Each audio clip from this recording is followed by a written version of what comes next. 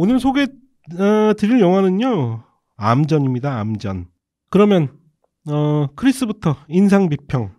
무시무시한 영화를 찾으러 다니는 더 무시무시한 인간의 집착과 욕망. 예, 굉장히 준비한 티가 팍팍 나네요. 병자. 목적이 확실하면 웬만하면 재밌다 입니다. 닥터님. 영화의 진행과 함께 성장하는 감독님. 일단 내용 간략하게 소개를 해드리겠습니다. 영화의 여주인공은 미정입니다. 미정. 서예지 씨가 연기하는 캐릭터 미정은 8년째 공포 영화를 준비하는 신인 감독이죠. 지금 제작사에서 굉장한 압박을 받고 있는 것 같습니다. 단편 영화계에 떠오르는 촉망받던 감독이었던 미정. 하지만 장편 영화 준비가 잘 안 되고 있는 것 같습니다. 그래서 자신이 데뷔작으로 만들 극장을 소재로 한 공포 영화 시나리오를 리서치하던 와중에 후배로부터 과거에 아주 지나친 잔혹함 때문에 상영이 중단되었던 한 영화에 대해서 듣습니다. 한마디로 이 영화는 저주가 걸렸다는 소문이 여기저기에 떠돌고 있네요. 결국 미정은 이 소재가 마음에 들었는지 저주 걸린 이 영화 암전을 만들었던 감독 재현을 만나려고 노력을 합니다. 그렇게 재현을 만났는데 완전히 재현은 몰골이 말이 아닙니다. 그리고 미정을 만나자마자 재현은 그 영화를 잊어라. 죽음보다 끔찍한 인생을 살기 싫으면 이라면서 미정에게 암전에 관련된 그 어떤 관심도 접으라고 경고를 하지만 그럴수록 미정에게 이 영화 암전은 더 집착의 대상이 되어갑니다. 그리고 미정이 그렇게 영화 암전의 진실에 접근해 갈수록 미스테리한 사건들이 벌어집니다. 영화 암전의 스토리였습니다. 사실은 이 지금 앞다투어 지금 공포영화 2편이 개봉을 준비 중에 있어요. 한국 공포영화 암전과 변신. 이번 주에 암전이 개봉을 했고 다음 주에 변신이 또 개봉을 합니다. 이번 기회에 좀 한국 영화의 어떤 공포 영화의 부활이 좀 이루어졌으면 좋겠는데 어떻게 될지 아마 두 영화의 흥행에 따라 아마 한국 영화에서 그 공포 영화의 제작의 편수도 좀 달라질 수 있을 것 같아요. 작년에 곤지암이 개봉하고 꽤 흥행을 했거든요. 아마도 이번에 이렇게 한국식 공포영화 2편이 동시에 개봉하게 된 연후에는 이전 곤지암의 성공에 좀 힘을 얻는 게 아닌가 싶은 생각이 좀 들고요. 마찬가지로 이번에 나오는 두 영화들도 다음에 나올 또 다른 우리 후배 공포영화들을 위해서 좀 더 힘을 내줬으면 하는 바람이 있습니다. 예, 일단 이 영화의 감독인 김진원 감독님에 대해서 좀 더 설명을 드려야 될 것 같아요. 물론 출연도 하셨었지만 이 감독님의 장편 데뷔작이요. 도살자라는 페이크 스너프 영화입니다. 페이크 스너프 영화. 그리고 이 영화가 뭐 좋은 방향이든 좋지 않은 방향이든 굉장히 좀 그 악명이 높아요. 내용이 이 영화 역시 주인공 이름이 재현이네요.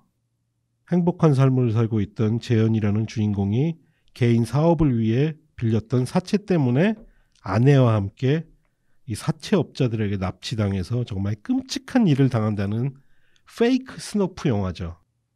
이 도살자 영화 다들 보셨나요? 2007년에 이 영화가 부천에서 처음 공개됐었거든요. 전 그때 부천에서 봤었습니다. 닥터님은요? 전 이번에 보니까 유튜브에 영화가 올라가 있더라고요. 감독님이 올리셨대요. 예. 보니까 감독님 계정 같더라고요. 단편하고 같이. 단편은 어쨌건 끝까지 다 봤는데 도살자는 전반부를 보다가 껐습니다. 왜요? 사람들 고통당하는 거 못 보겠습니다. 페이크 스너프 영화가 종종 있죠. 뭐 전 세계적으로 가장 유명한 영화는 어거스트 언더그라운드라는 영화 있습니다. 그 영화는 진짜 끔찍하죠. 정말 스너프처럼 보이기 위해서 연출된 영화고 일부러 화질도 아주 저하시켜서 드러마질의 영화인데 일종의 한국판 어거스트 언더그라운드라고 할 수 있을 것 같아요. 그 어거스트 언더그라운드는 파고님이 한번 소개해 주신 적도 있으시죠? 네. 또 그 영화는 또 제가 존경하는 거지 같은 영화계 은둔고수 은퇴하신 경향신문 정모 기자님에게 사사받은 영화죠. 진짜 잊을만 하면 꼭 한 번씩 소환돼서 오시는 것 같아요, 우리 정 기자님. 한번 도살자는 유튜브에서 한번 보세요. 감독님이 어차피 보려면 좋은 화질로 보라고 좋은 화질로 올리셨다 그러더라고요. 예, 감독님이 직접 올리셨다니까 한번 보시면 좋고 이 영화 호불호가 굉장히 나눌 수 있어요. 원래 공포영화 팬들도 웬만하면 그 페이크 스너프 영화는 견디기 힘들거든요. 제가 제일 싫어하는 장르입니다. 아마 도살자는 끝까지 보시기 힘들 거예요. 영화 자체가 끔찍하기도 하고 이 장르 자체가 그 완성도를 떠나서 보기가 쉬운 장르가 아니에요. 영화 러닝타임은 한 1시간 10분 정도 되는데 한국판 뭐 어거스트 언더그라운드라고 할 수 있는 도살자도 굉장히 끔찍합니다. 부천에서 이 상영할 당시에도 이것 때문에 굉장히 말이 많았었어요. 제가 봤던 상영관에서도 몇 분 뛰쳐나가시기도 했고, 예. 아우, 영화가 참 여러 가지 면으로 끝내줍니다. 그리고 한 가지 도살자 관련해서는 좀 오해를 푸시라고 이 말씀을 좀 드려야 될 것 같아요. 아마 감독님도 그 부분은 좀 언급하기가 굉장히 힘드셨던 것 같은데 도살자의 프로듀서를 하신 분이 계십니다. 그리고 그분이 사실 한국의 독립영화계를 굉장히 비판을 많이 하셨어요. 또한 제가 알기로는 이명박 정권을 거치면서 기존의 한국의 충무로 혹은 독립영화계에 대한 대안으로 보수적인 입장을 가지고 이쪽 영화계의 기존의 영화계들을 좀 공격하는데 앞장서신 분이 이 도살자의 프로듀서를 하셨습니다. 그분을 저희도 알고 과거에 친하게 지냈던 분인데 아마 그분 때문에 감독님이 상당히 좀 괴로워하신 것 같아요. 그 영화의 프로듀서가 이제 본인의 프로필로 이 도살자란 영화를 항상 밝히셨기 때문에 예. 근데 김진원 감독님은 절대로 그분과는 정치적 입장을 같이 하지 않고 그 당시만 해도 전혀 그 프로듀서 분이 그런 정치적 입장을 가지고 영화 프로듀서를 하신 게 아니었기 때문에 그러니까 그분 자체는 공포영화 굉장히 좋아하세요. 물론 그의 정치적 행보에 저는 뭐 절대 동의하지 않고 심지어는 좀 비난하고 싶은 부분도 상당 부분 많은데 어찌됐든 이 도살자들의 프로듀서를 할 당시에는 뭐 그런 정치적 행보는 없었다는 거. 아마 감독님이 하여튼 굉장히 괴로워하셔서 저희 방송 녹음하실 때도 그 부분에 대해서는 좀 도살자 이야기는 가급적 하지 말아달라고 사실 요청을 하셨어요. 근데 이 자리는 감독님이 안 계신 자리니까 우리가 얘기를 하는 거죠. 그래서 한번 도살자는 굉장히 힘든 체험으로 한번 도전해 보십시오. 뭐 이 영화가 걸작도 아니고 사실은 하지만 한국에서 이런 시도가 있다는 거 저는 굉장히 그 사실이 중요하다고 생각해요. 저는 결국 어떤 장르나 문화의 발전에는 수많은 시행착오를 바탕으로 해서 그 위에서 새로운 작품들이 나오는 거라 도살자는 굉장히 호불호가 나뉠 그리고 대부분은 아마 불호가 되실 텐데 그럼에도 불구하고 한국에도 이러한 시도가 있었다라는 차원에서 꼭 한번 보시길 바랍니다. 하여튼 그 김진원 감독님이 저희 인터뷰 방송 들어보신 분들은 아시겠지만 중간에 도살자 이후로 차기작을 못 만드시고 그냥 일반 회사도 다니셨대요. 일반 회사도 다니시고 그러다가 이제 오래간만에 결국 이번에 암전으로 돌아오셨는데 감독님도 그 말씀 하시더라고요. 본인의 영화가 두 번째 작품이 만들어진 데는 곤지암의 흥행이 분명히 영향을 끼쳤다. 그래서 공포영화 시나리오를 찾고 있던 충무로의 요구에 아마 자신의 기획이 딱 맞아떨어졌던 것 같다. 그렇게 말씀하시더라고요. 도살자가 그 부천에서 공개된 게 2007년이었으니까 11년 만에 돌아오신 거네요, 진짜. 예, 암전. 영화에 관련된 영화고 저희가 감독님 인터뷰 때도 말씀드렸지만 소재 자체 저주 걸린 영화. 그 소재 자체 때문에 아무래도 존 카펜터의 두 작품을 연상 안 시킬 수가 없습니다. 매드니스와 그 마스터스 오브 호러의 한 에피소드인 역시 존 카펜터가 연출했던 담배 자국, 시가렛 번. 닥터님은 좀 어떠셨어요? 많이 보시면서 연상이 되셨나요? 초기 설정은 시가렛 번을 많이 연상시켰고 중반부와 결말부는 매드니스가 꽤 많이 연상됐죠. 다른 분들은요? 저도 사실은 그 생각 많이 했어요. 영화 속에 비춰졌던 모습이 현실에 직접적으로 영향을 미친다라는 부분에서 확실히 매드니스를 연상케 하는 부분들이 많았습니다. 네, 저는 담배 자국은 못 봤고 매드니스는 저도 생각이 많이 나더라고요. 왜 믿은데 안 봤죠? 마스터즈 오브 호러를 제가 시즌 2만 본 것 같아요. 그게 시즌 그래요? 1이었을 거예요. 예. 감독님이 매드니스는 실제 좀 많이 참조를 하셨대요. 근데 시가렛 번은 그 존재조차 몰랐다고 그러시더라고요. 오히려 시나리오 쓰고 났더니 주변 분이 이거 좀 유사한데?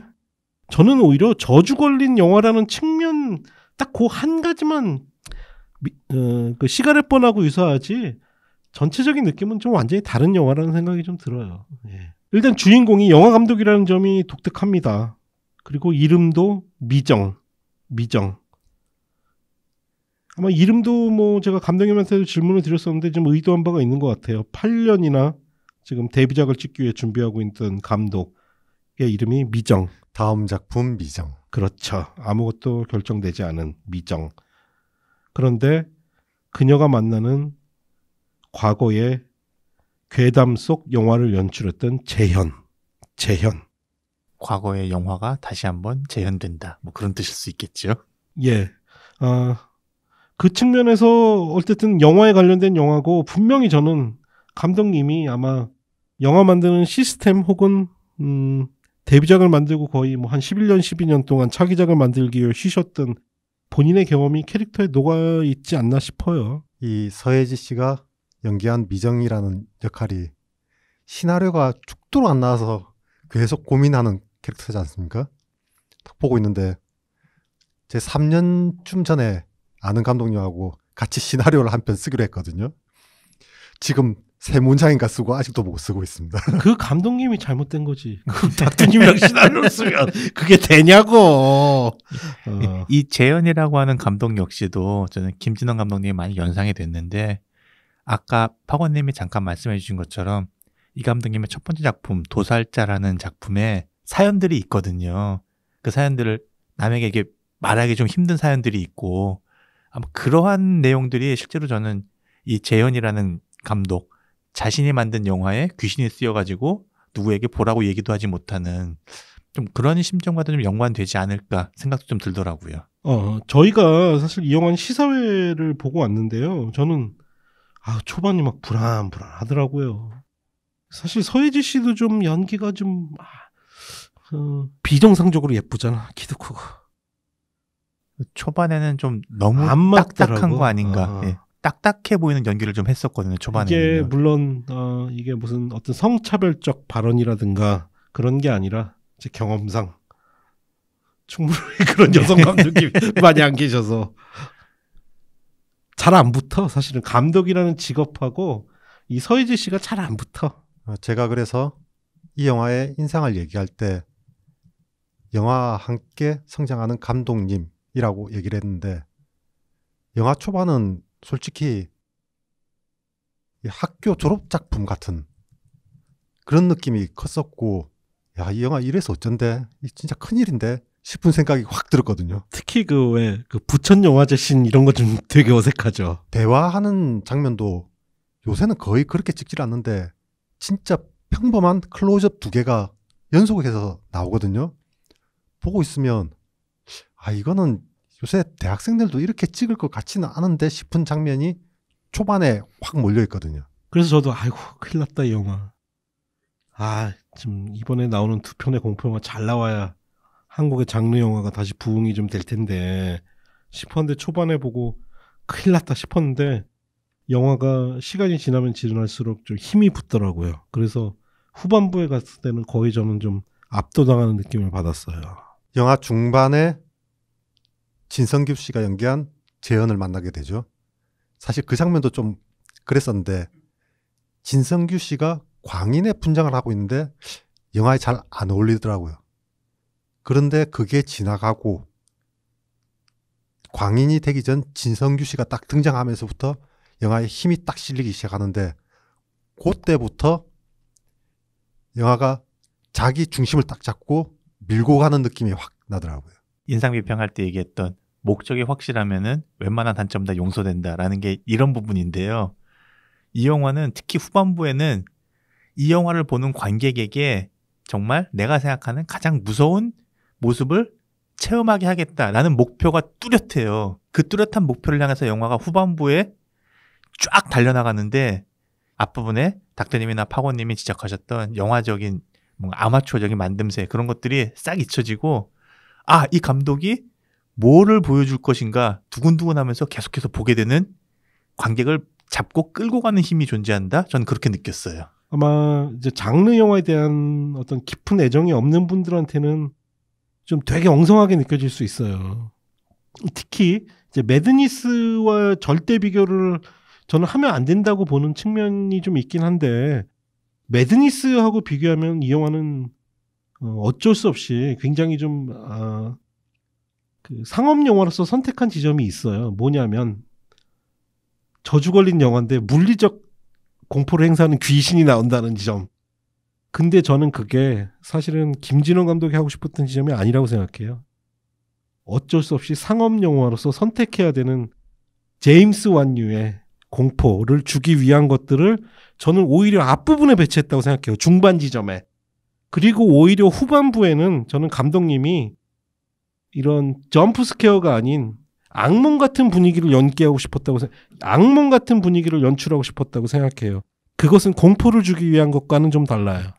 저 역시 파고님 의견하고 좀 비슷한 게 초반 그리고 중반까지 귀신이라는 이 익숙한 존재가 등장할 때 이 귀신을 감독님이 별로 안 좋아하는구나 그런 느낌이 드는데 마지막 후반에 가가지고 과거와 현재가 한데 뭉쳐지는 시점에서는 잘 어울리거든요.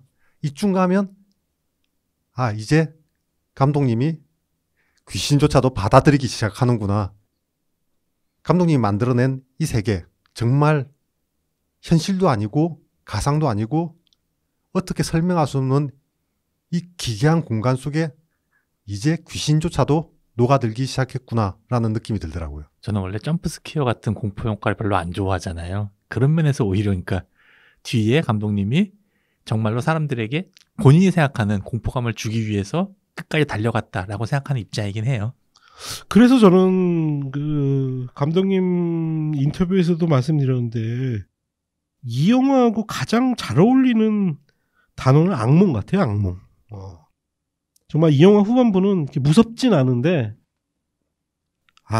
그런 거 있잖아요. 이렇게 귀신이 나와서 무서운 것보다 저런 상황에 내가 처하면 미쳐버릴 수밖에 없겠구나.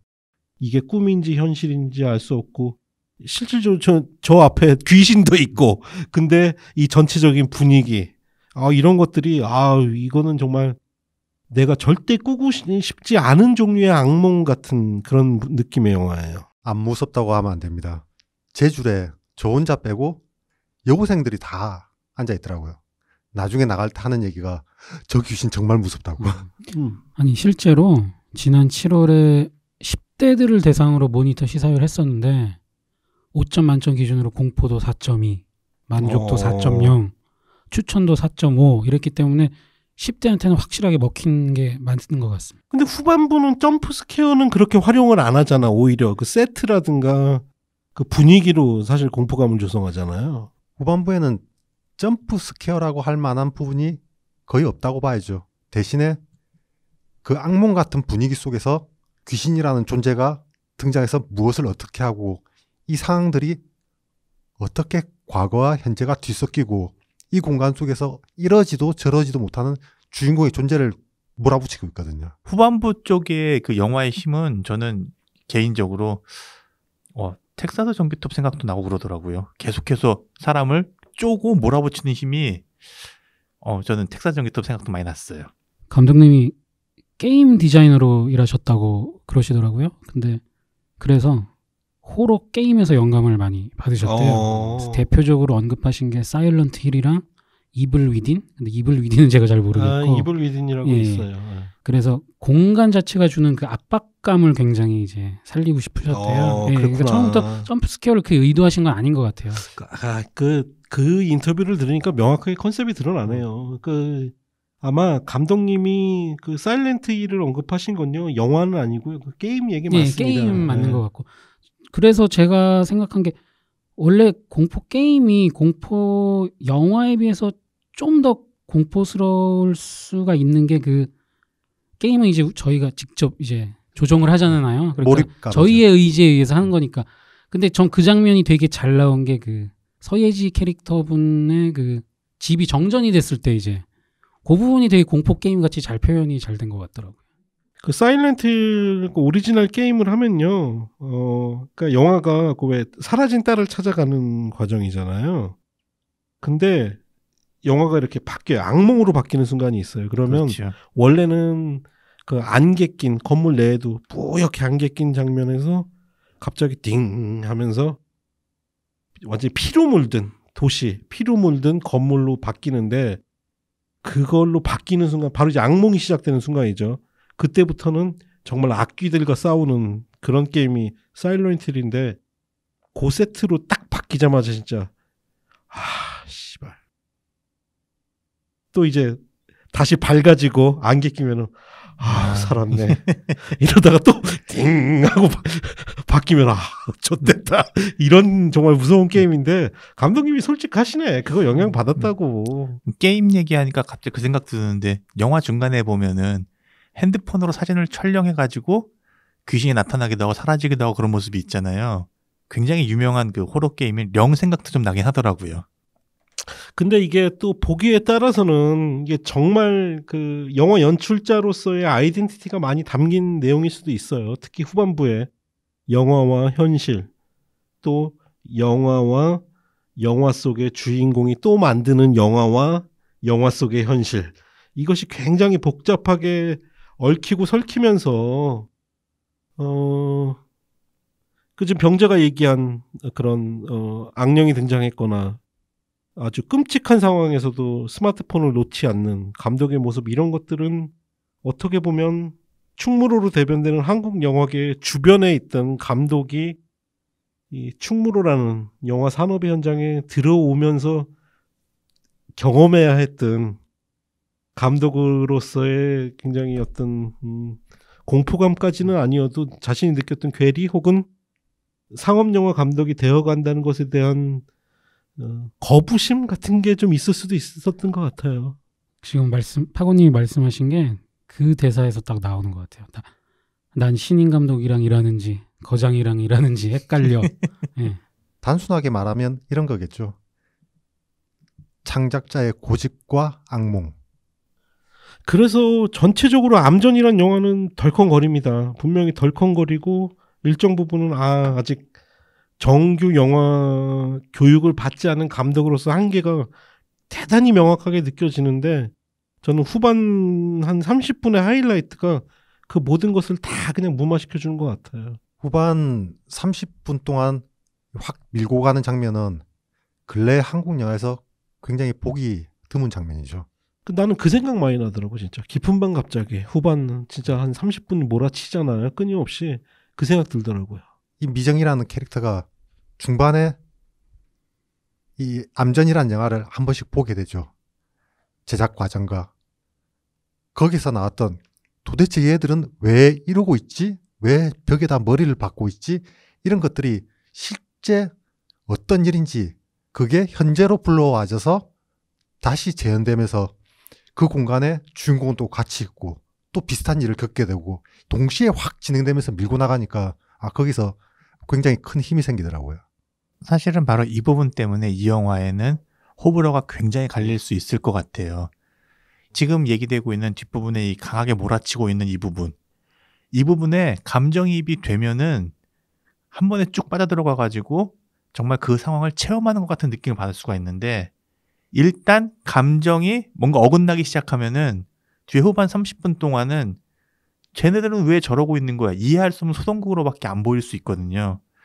이 영화의 평에 보면은 많은 경우 초반에는 공포감과 좀 쌓아나간 듯 하다가 뒷부분에서 많이 망쳤다라는 평들이 좀 꽤 있는데, 아마도 그렇게 느끼시는 원인이 바로 후반부에 감정이 확실하게 이입되지 않은 상태에서 몰아치는 장면을 보면서 느끼는 괴리감이 아닐까라고 생각을 합니다.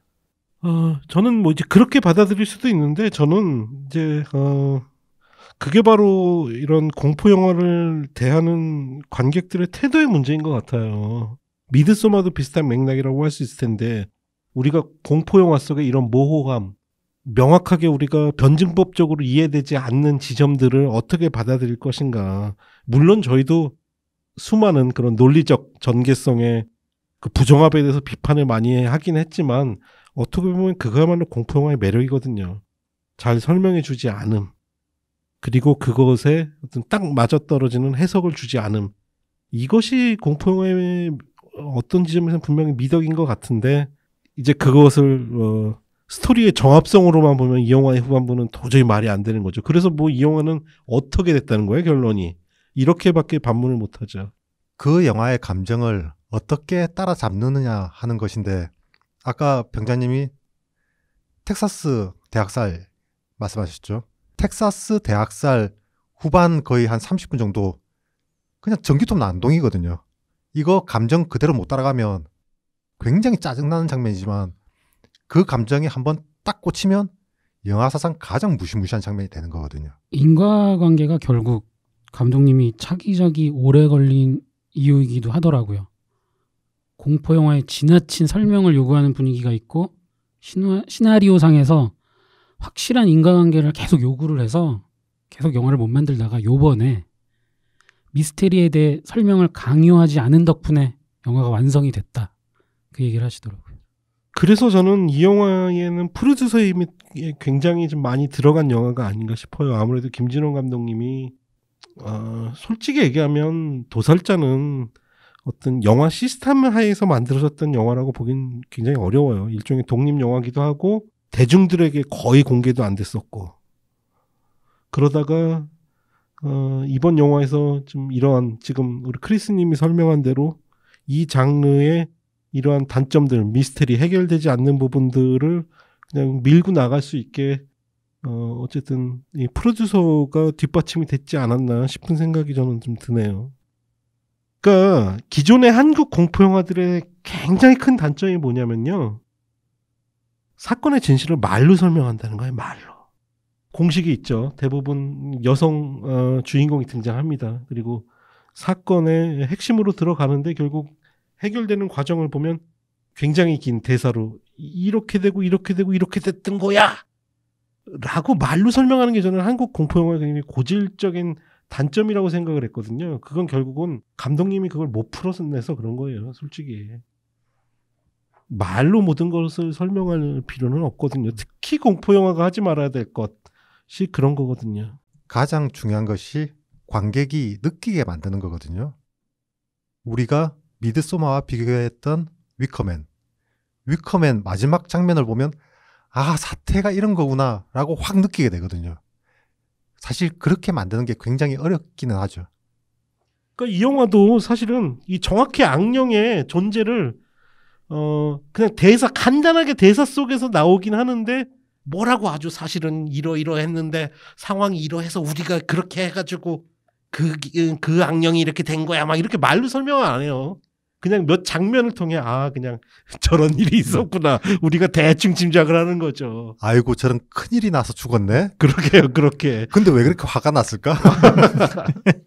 아니 저는 전체적으로는 말로 주절주절 설명 안 하고 스토리가 쭉쭉 나가는 게 되게 좋았는데, 그 귀신 관련해서 약간 백스토리는 너무 간결하게 보여주지 않았나. 왜냐면 저는 그거는 약간 살을 붙이면 되게 재밌을 것 같거든요. 예를 들면 링에서 사다코에 관련돼서 이렇게 쭉 이렇게 뭐 과거 자료 화면 보여주듯이 그렇게 했으면은 그것도 되게 잔재미가 있었을 것 같은데 너무 사진 한 장 딸랑이랑 결정적인 장면 딱 보여주는 걸로 끝내서 좀 아쉽더라고요. 그거는 영화가 다루는 게 달라서 그렇죠. 링 같은 경우는 사다코가 메인이기 때문에 사다코에 대한 설명을 쭉 깔아놓을 필요가 있는데 이 영화는 감독이 주인공이고 영화를 만드는 이야기를 하는 거기 때문에 그 사이드 스토리는 크게 중요하지 않은 거죠. 약간 보충했으면 재밌을 것 같다. 그 그래서 얘기입니다. 표정이 닥두님이 딱 뭐 이렇게 다 음. 얘기해 주니까 내가 다른 장르 영화 같았으면 내가 반박하는데 내가 호러라 참는다 개새끼 막 이런 표정이야. 노려보고 있는 게. 그래서 그냥 이 영화는 러닝타임도 굉장히 짧아요. 딱 1시간 반도 안 되네요. 러닝타임이 1시간 26분이고 사실상 조금 전개에서 절정에 오르는 부분이 좀 빠르게 진행된다는 측면은 있긴 한데 아마 다른 영화 같았으면 여기 한 10분, 20분 정도 더 살을 붙였을 텐데 그냥 매끈하게 그냥 절정으로 가는 그 지점이 좀 아쉽기도 하면서 이 영화의 장점이기도 해요. 예.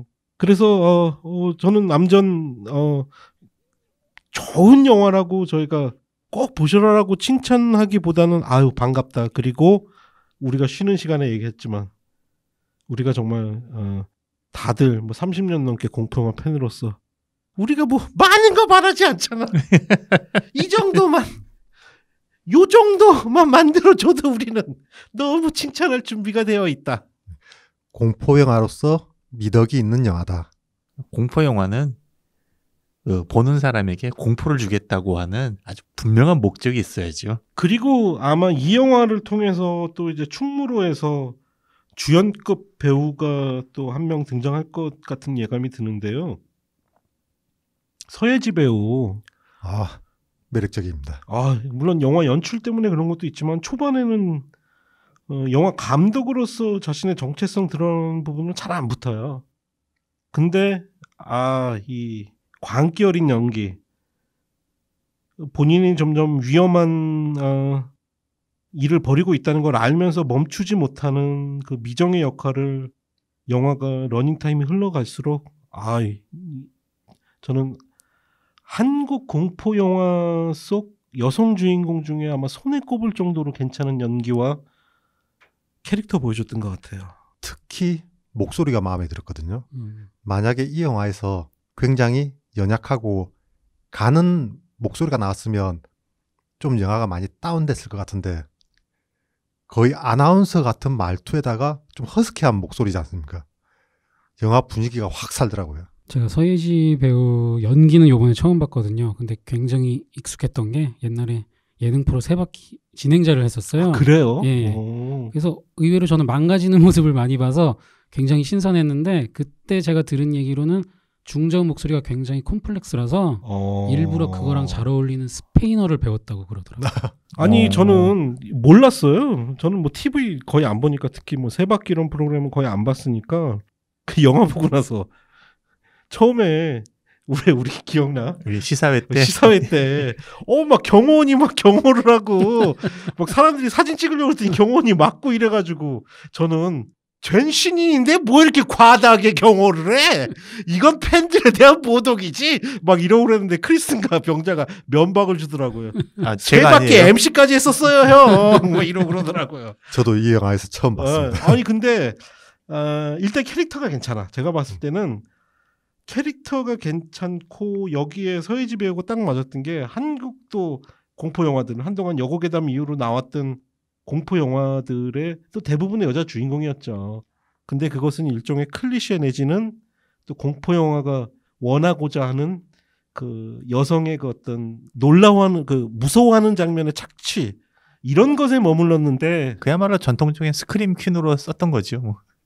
그런데 그런 영화들 보면 여성들이 굉장히 그냥 나약한 모습으로 계속 당하다가 마지막에 그냥 사건의 진실에 접근을 하는데 서예지 배우가 맡은 이 영화에서 캐릭터는 좀 다릅니다. 네. 오히려 그 공포에 적극적으로 오히려 다가가고 일종의 그것을 사실은 이 영화의 주제하고도 관련이 있죠. 이것이 현실인지 악몽인지 구분을 못하기 때문에 더 그럴 수 있었던 캐릭터 같아요. 이 미정이라는 감독은 약간 중독자 같은 느낌으로 다가오지요.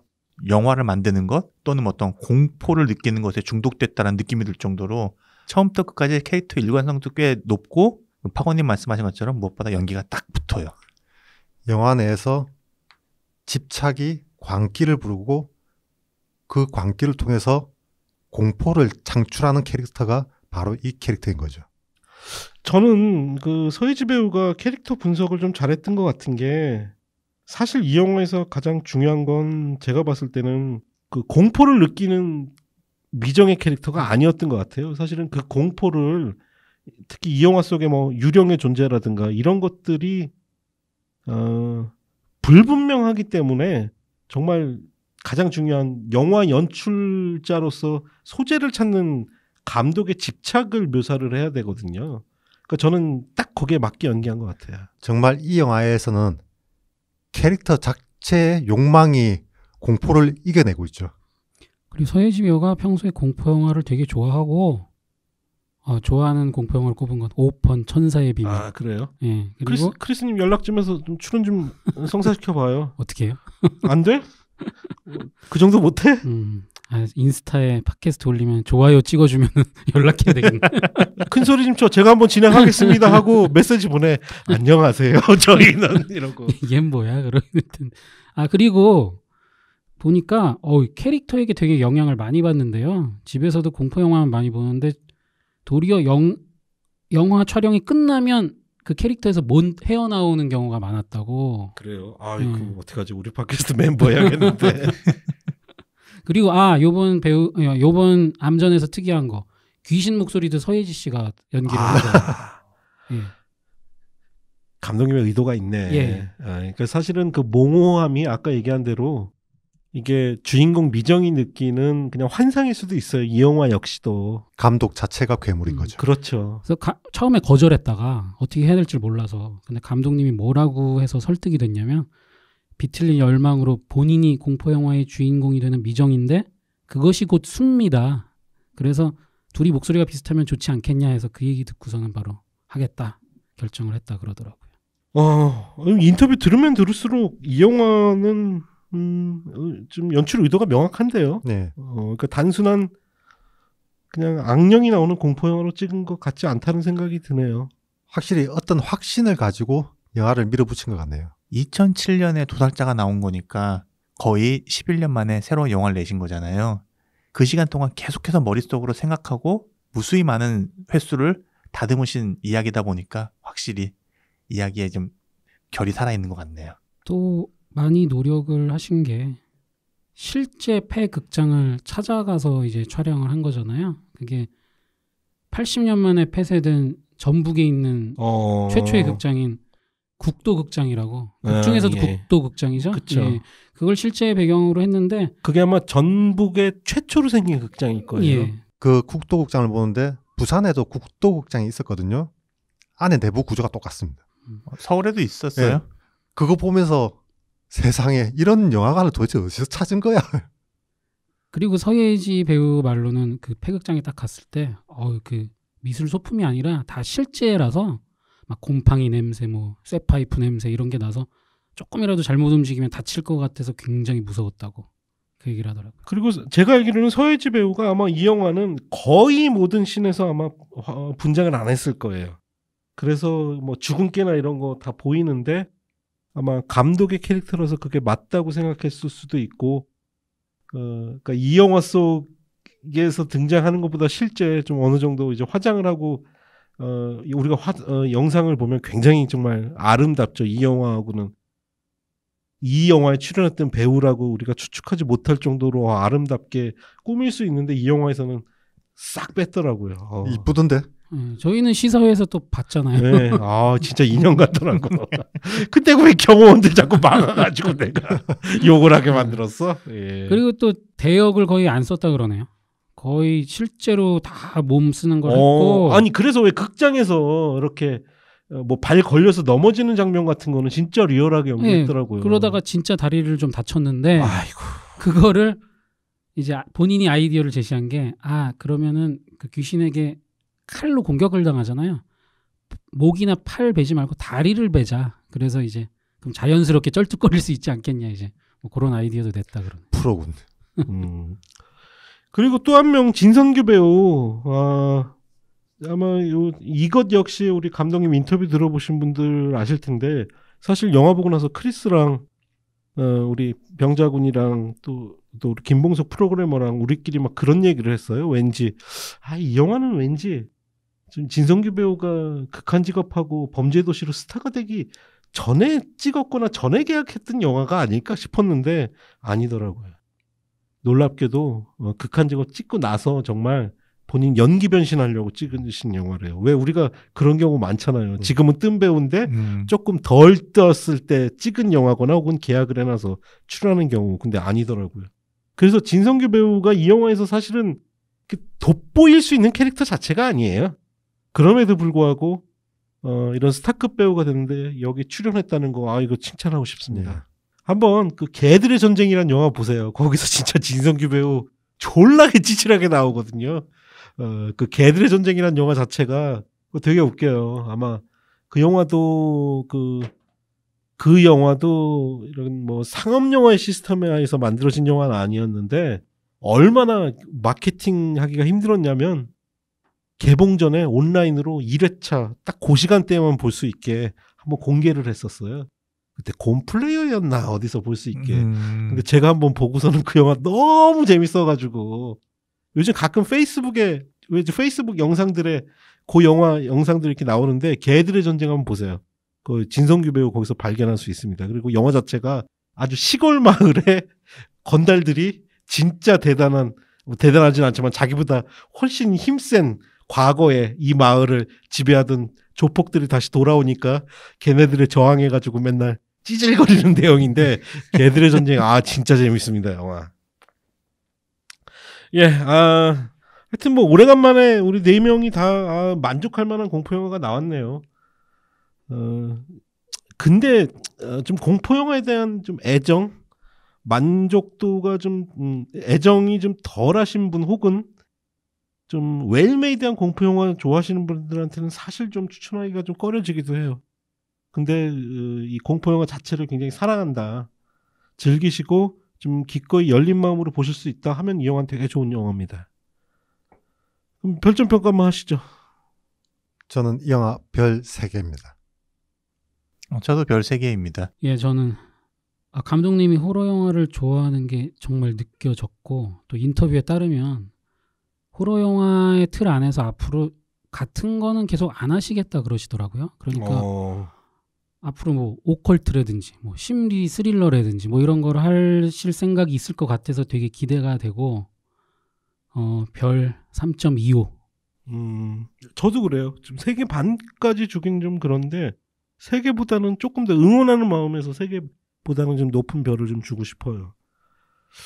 좀 변신도 좀 잘 나와야 될 텐데 지금 시사회 평 들리는 건 조금 우려스럽긴 한데 그리고 참 암전은 저예산 영화입니다. 물론 한국 영화 평균 제작비가 올라가서 완전 독립 영화 수준은 아닌데요. BEP 자체가 그렇게 높진 않아요.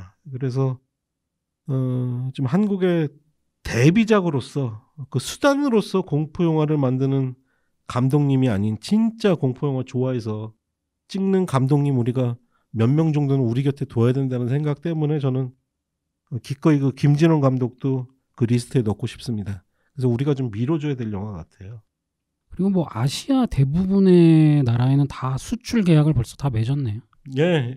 그 K-호러가요. 제가 제작사들한테 얘기해주고 싶어요. 이건 제가 한 얘기가 아니라 그 우리 몰리님이 깐느 갔다 와서 깜짝 놀랐대잖아. 마켓에 갔더니 외국의 바이어들이 K-호러가 들어왔어? 이제 모 영화라고는 얘기는 안 하겠습니다. 한국에서 흥행 쫄딱 망한 영화인데 다 사가더래요. 그래서 제작사들 한국에서 흥행 안 돼도 좀 해외에서 팔립니다. 좀 많이 만드세요. 하긴 그러면 이 암전만큼의 제작비를 들이면 해외 마켓 그럴 수 있어요. 네. 그 비용은 뽑을 수 있겠네요. 예. 이 BEP 그렇게 높지도 않아요. 예, 그래서 지금 극장 많이 잡진 못했고 아마 다음 주에